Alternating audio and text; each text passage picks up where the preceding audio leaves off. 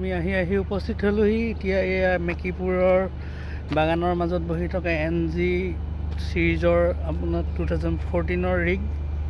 ইয়াৰ কিছু আজি SD visit আছে, যিটো কাৰণে আমি সকলো অহা হৈছে। এইবোৰ গাড়ী লাইন পাতি থকা হৈছে আৰু আজৰি সময়ত কিনো কৰিম তাকে আহি পিনি বাগানৰ মাজত ৰাস্তাৰ দাঁতিত এজোপা গছ আছে, ডাঙৰ গছ, যি গছজোপাৰ তলত ছাঁতে ৰখিছোঁহি।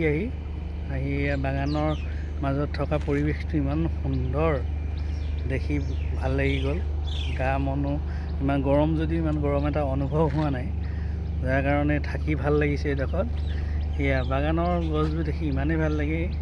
ইয়াৰ পৰাই আপোনাৰ চাহপাত উৎপন্ন হয়। এইবোৰ চাওক, ইয়াৰ যিটো এইটোক কয় এককলি দুটি পাত। য়েছ, এইটো এককলি দুটি পাত, যিটো কয় এককলি দুটি পাত। এইটো আপোনাৰ ছিঙে এটা জোখ আছে, এইটো জোখমতে ছিঙি ফেক্টৰীলৈ পঠায়।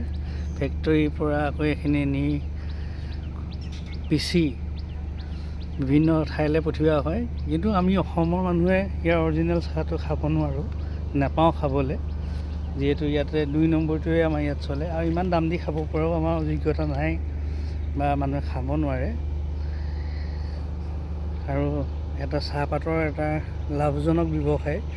ই আপোনাৰ বছৰেকত ছিজনত কুইণ্টেল হিচাপে আপোনাৰ ছিঙে, মালিকে ছিঙি আপোনাৰ এইখিনি প্ৰচেছিং কৰে। সেই প্ৰচেছিংটো ভিডিঅ' মই বেলেগ এদিনা দেখাম। এতিয়া বৰ্তমান এনেই আজৰি টাইমতনো কি কৰিম, ইয়াকে লৈ এইখিনিকে চাই পিনি ৰখি আছিলোঁ। বোলো ভিডিঅ' এটা বনাওঁ, যদি ভাল লাগে লাইক কৰিব।